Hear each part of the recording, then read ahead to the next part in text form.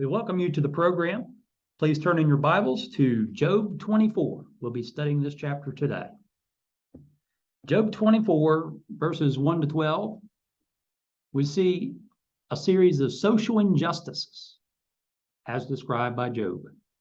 Job finishes his earlier speech from chapter 23 here in chapter 24. Verse 1. Since times are not hidden from the Almighty, why do those who know him see not his days? Job says that times are not hidden from the Almighty. Therefore he asks, why do those who know him see not his days? Job may be asking why God does not set or appoint times for judgment, so that those who know him, those who look to him in faith, may see his days of judgment on the wicked. By experience, Job saw that the wicked are often not punished in this world, according to his perception, and that the righteous are not always rewarded. He lists several examples of the injustices of the wicked against the poor, demonstrating that the poor do not always see God's judgment against the wicked in this life. Verse 2, some remove landmarks. They seize flocks violently and feed on them. Job lists a series of 5 social injustices done by the wicked in verses 2 to 4. First, the wicked remove landmarks. These are property markers, such as stones, that mark the border or boundary of the land. To move or remove your neighbor's landmark was condemned by the law of Moses. Deuteronomy 19:14 and chapter 27 and 17. Also in the book of Proverbs, Proverbs 23 and 10. By changing the landmarks, they are stealing land from others while expanding their own land or property. Second, they violently seize flocks. They steal flocks, such as flocks of sheep, and put the flocks in their own pastures to graze, as if they were their own.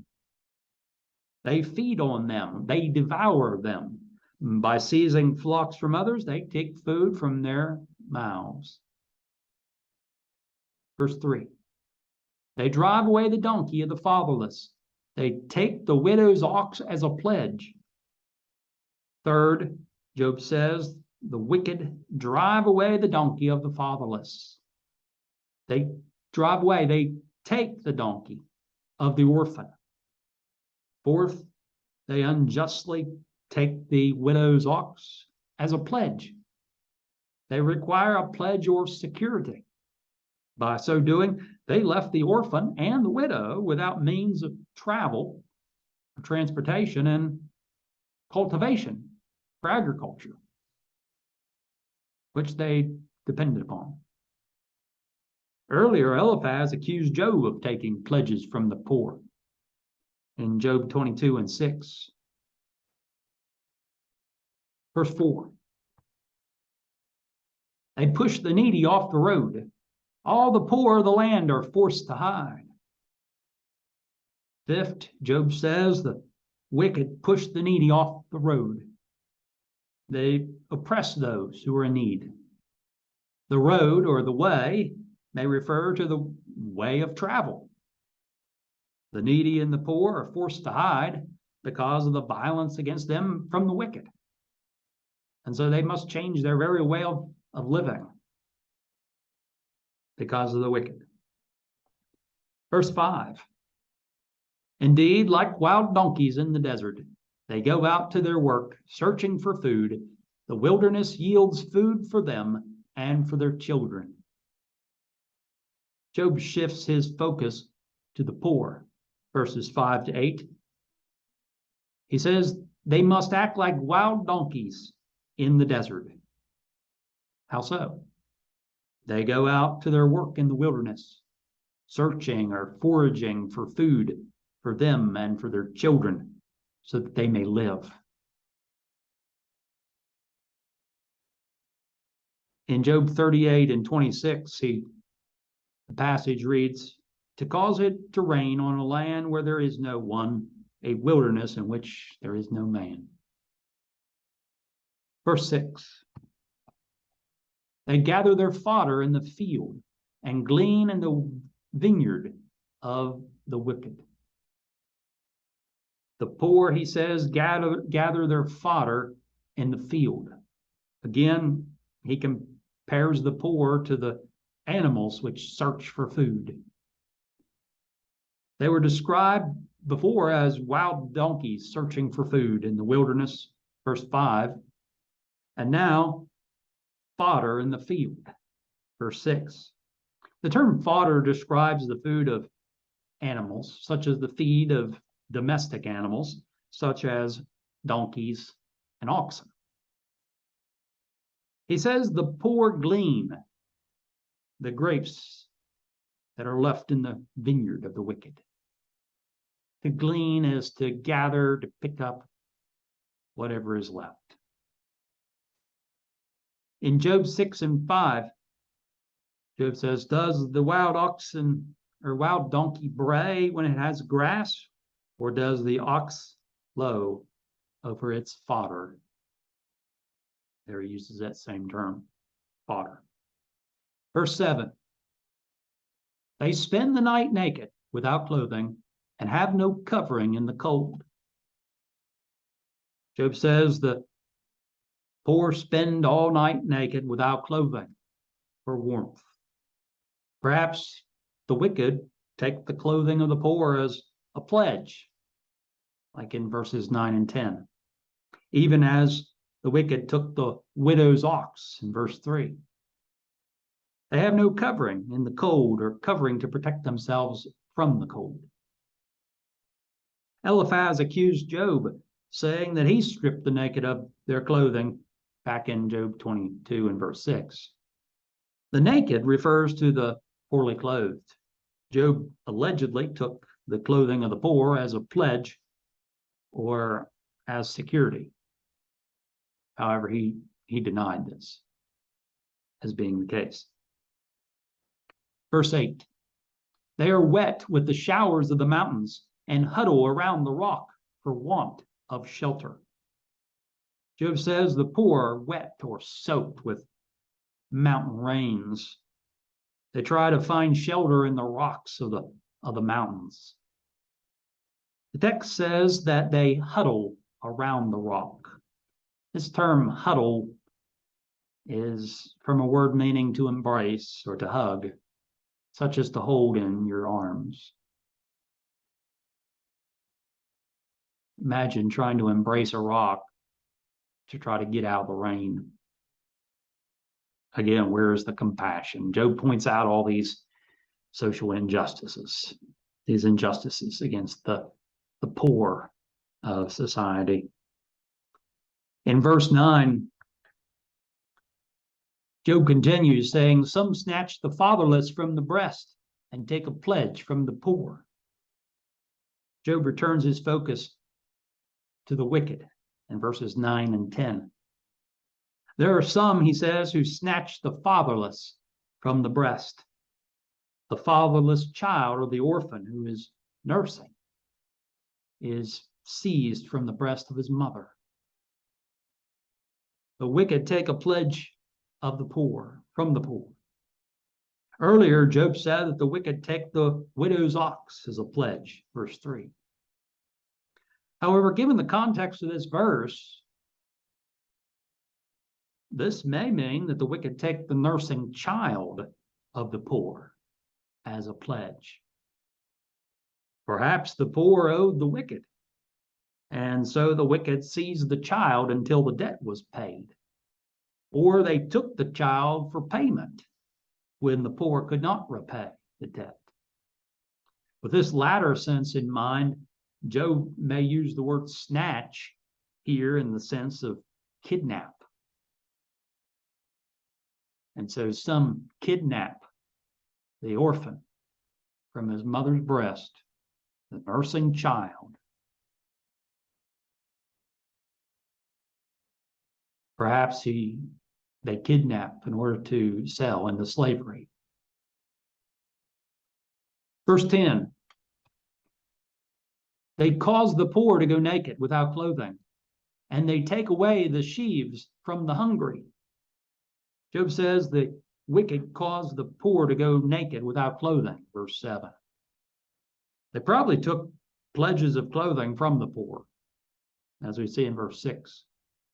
Job now shifts the focus back to the poor who are laboring and working for the wicked. First, the wicked, he says, take away the sheaves from the hungry. The poor labor carrying the sheaves for the wicked, such as sheaves of wheat and barley, while they themselves still go hungry. The wicked take the sheaves without sharing any of the grain with the poor. Can you imagine doing all this work and labor for these people? And you're starving. You're carrying sheaves, and yet the wicked will not share any grain. Verse 11. They press out oil within their walls and tread wine presses, yet suffer thirst. Second, Job says that the poor press out oil within their walls. The poor work for the wicked. The poor press out the olives and make oil from them. What does within the walls or within their walls mean? The precise meaning is uncertain. However, I think it's clear from the text that the poor are working without a share of the oil and the wine. They're going hungry and thirsty. And yet they're making the drink for the wicked. They're making the food. Are bringing in the sheaves of the grain for the wicked to eat. The walls here, within their walls, within the walls of the wicked, might refer to the rows of olive trees or terraces upon which for the olive trees to grow. Third, the poor tread wine presses. A pit could serve as a wine press, where grapes are placed into the pit, the grapes are trampled, and the juice of the grapes flows from the pit through a channel into a wine vat where it is collected. Job makes this point. Consider this. Yet even with all the wine which came from their labor in treading the grapes in the wine presses, the poor laborers still suffer thirst. Job points out the great injustices that occur in his world, in his day. Verse 12. He wraps up this particular section by saying, the dying groan in the city, and the souls of the wounded cry out, yet God does not charge them with wrong. Job says that there are people seeking justice. There are dying people in the city who groan. There are wounded people who cry out. Yet, despite the groaning and the crying out of the poor, Job says that God does not charge the wicked with wrong, and so punish them. And so according to what Job can perceive, according to his thinking, he does not see the wicked being punished. Or at least not as often as he believes that they should. And we look back to verse 1. What about the days of judgment of God? He's seeking vindication for himself but he also looks around at the injustices of the world in which he lives, and he while his friends are saying that the wicked do not prosper, that the wicked are always punished, Job points out that yes, while the wicked sometimes are punished and suffer, they do not always suffer for their wickedness. Now, ultimately, they will be judged. However, they are not always in this world. Verses 13 to 17, the wicked and the darkness. Verse 13, there are those who rebel against the light. They do not know its ways, nor abide in its paths. Job says that there are those wicked people who rebel against the light. Is he speaking figuratively or literally? Well, this may refer to rebelling against the metaphorical light. He may be speaking figuratively of the ways and the paths of righteousness. So they rebel against the light. They rebel against the ways of righteousness. They do not know the ways of light, nor abide in the paths of light. However, it may be true literally as well that the wicked often commit sin in the dark, which conceals their wicked acts away from the literal light. The light exposes their evil deeds, and so they do it during the dark. You know, that happens today often. People do their acts during the night so as to have a concealment of the dark, to hide their practices. Of course, many think they get away with what they do, but ultimately they will be judged. Verse 14, the murderer rises with the light. He kills the poor and needy, and in the night he is like a thief. Job speaks of the murderer, the thief, and the adulterer in verses 14 to 15. The murderer does his work of murder while it is dark. Why? The concealment of the dark. First, he rises with the light. This may mean or refer to early dawn, with the first and earliest appearance of light, while it is still dark. And so even as the sun just begins to shine, it's still dark. And so he's up doing his mischief.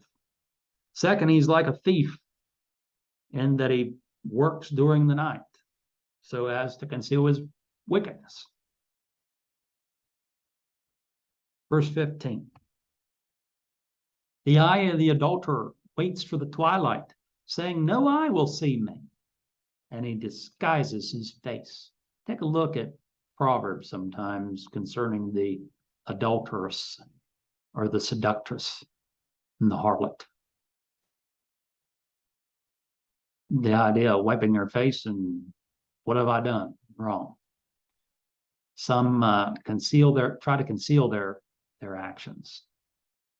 Here in verse 15, the adulterer, he waits for the twilight. As with the murderer and the thief, which work in the dark, so the adulterer waits for the dark to commit adultery, so as not to be seen. Now, one need not think that Job is saying that the murderer always commits murder at night, or that the thief always steals at night, or the adulterer always commits adultery at night. However, the cover of night provides some concealment for their deeds, and so that's why it's often done so. He says the adulterer disguises his face. If the cover of night was not enough, Job describes him as disguising himself. Literally, according to the footnote in the New King James Version, he puts a covering on his face. he veils himself. And the reason why he veils himself is that so he is not recognized, just some other man, not me. So he covers his face further to conceal his identity. Why? So he can try to get away with the wickedness that he's doing. Verse 16. In the dark, they break into houses, which they marked for themselves in the daytime. They do not know the light. He says that the wicked do not know the light. They do their work at night. In the daytime, they mark the houses that they plan to rob, and later they break into those houses in the night. Some suggest that they stay indoors or they stay away from the light during the day and then they come out at night.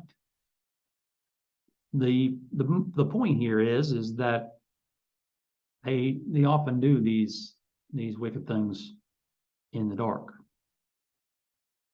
so as to try to conceal their actions. Of course, God sees day or night. This word marked can mean sealed, and it's often translated that way. So some versions read sealed or shut up. They shut themselves up by day. But I think it's appropriate. People looking at the houses during the day and doing the evil deed during the night. Verse 17. For the morning is the same to them as the shadow of death. If someone recognizes them, they are in the terrors of the shadow of death. Here in verse 17, Job points out how the wicked work in the darkness so as to conceal their wickedness. They dread being recognized and caught in the act. The shadow of death is mentioned in other passages. It may refer to darkness, such as in Job 10 and 22. Again, the wicked doing these things at night. Man typically works during the day, especially at this time, without artificial electric lighting, limited light to be able to see to work at night. And so most work done during the day. Jesus points this out in John chapter 9 and 4 in the first century, that man does not work during the night. He works during the day when there's light, so he can see. However, the wicked, such as the murderer and the thief, they worked during the cover of night. In verses 18 to 21, we see, according to Job, the end of the wicked. What happens? This passage is not easy. We are going to, as we typically do, comment on the text as it is in the New King James Version. Some assign this particular text to some other person. However, I see no reason why one would deny that it was spoken by Job. It's included here in this same passage. And there's no reason why Job could not have said these words. So let's go ahead and read what Job had to say. Verse 18. Verse 18, Job says, they should be swift on the face of the waters. Their portion should be cursed in the earth, so that no one would turn into the way of their vineyards. At the beginning of his speech, Job says that those who know the Almighty should see his days of judgment against the wicked. Verse 1. While Job believed that the wicked would ultimately be judged, he pointed out that sometimes the wicked prosper, and often so, and are not punished in this life. He believes that they should be, but are not punished. Job says that the wicked he says, should be swept away. Their portion in life should be cursed so that others would see their punishment and not go that way. Note in this particular passage, of course, should is in italics, indicating that it's added by the translators for clarity's purpose. They, swift on the face of the waters, their portion cursed in the earth, so no one turn into the way of their vineyards. But here in the particular passage, as you read the verse, you see that they should be. It's like putting something on the water and how the water carries it away. They should be swift on the face of the waters, and so he's saying they should be carried away, swept away. Their portion should be cursed in the earth, and so rather than waiting later, it should be done now. Of course,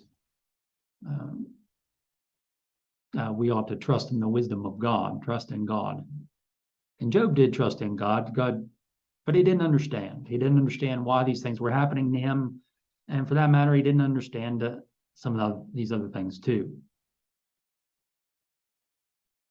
And while Job was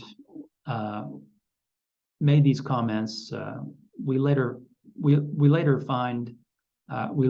from the Lord himself. Verse 19, he says, as drought and heat consume the snow waters, so the grave consumes those who have sinned.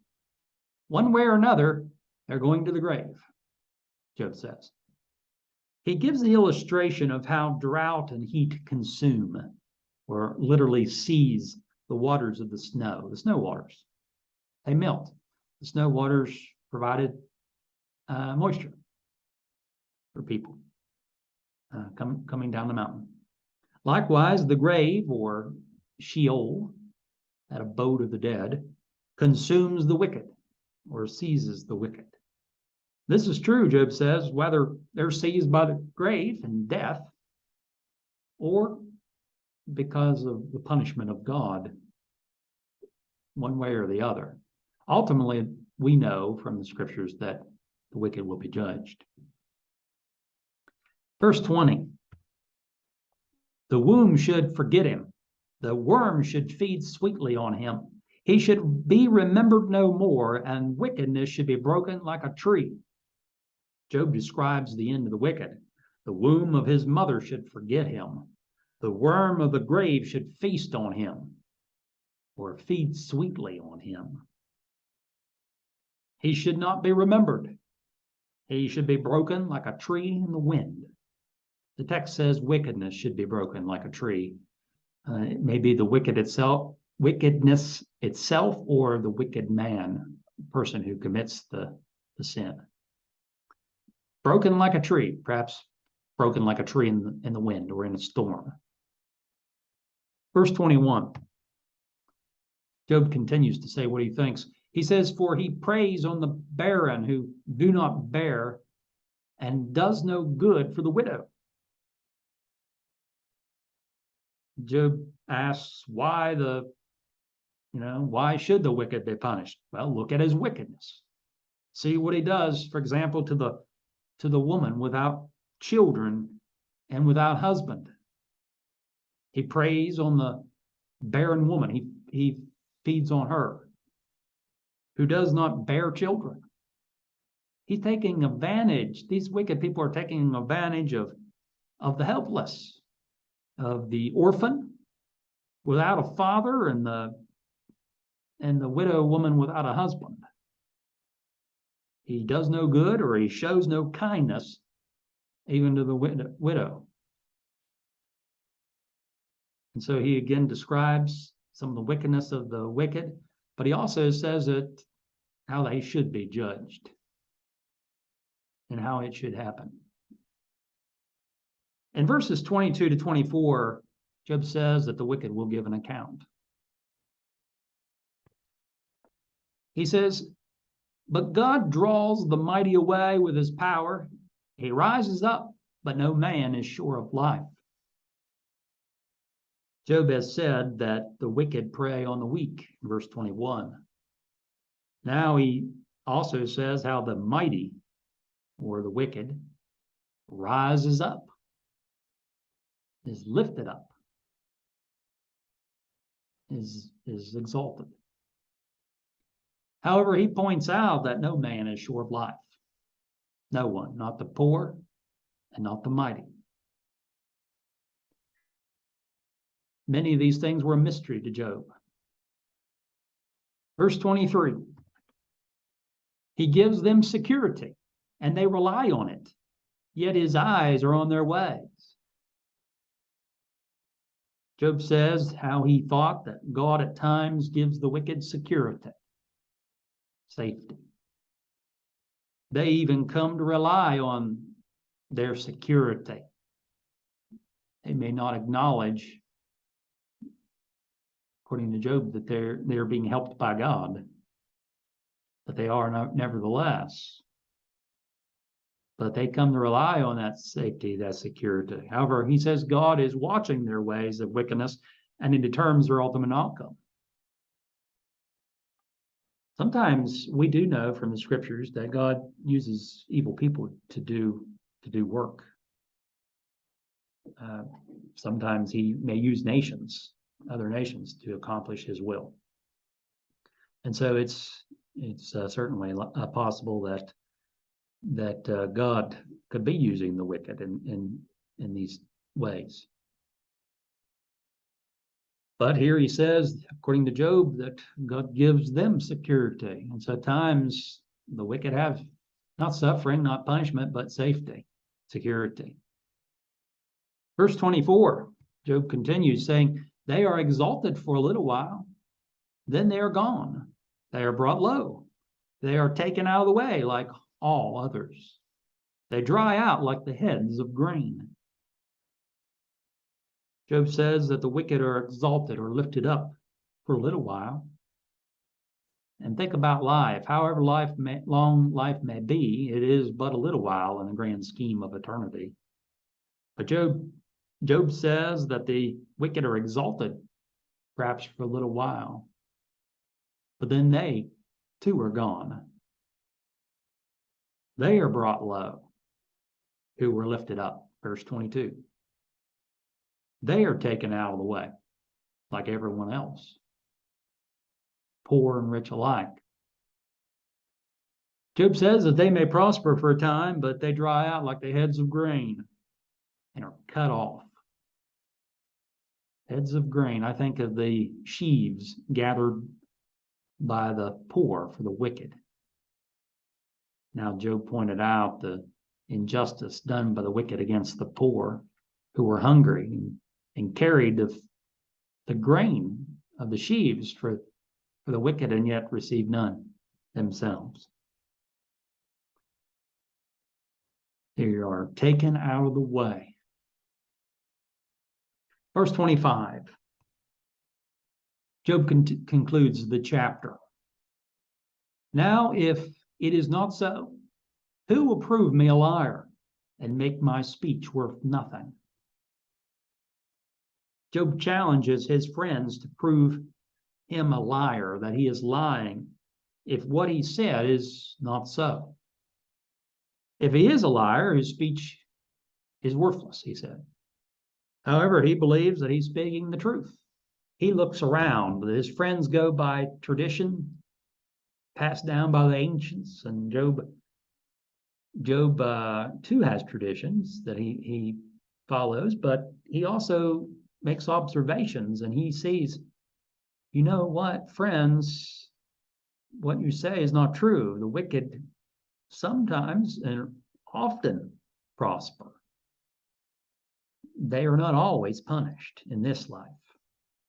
So Job makes that point, and he proves it by his observations, the facts of his surroundings. And so he says that if it's not so, who will prove me a liar? He challenges them. Of course, if Job's a liar, his speech is not worth anything. My speech is worth nothing, he said. Well, that brings us to the end of the chapter. Again, as you study the book of Job, Job is not an easy book. It's a book of poetry. There are a number of passages which are more difficult than others. However, the overall theme of the book is clear, and I hope that this lesson has helped you to better understand this chapter of the great book of Job. Thank you for being here today. And Lord willing, we'll meet again for the next chapter.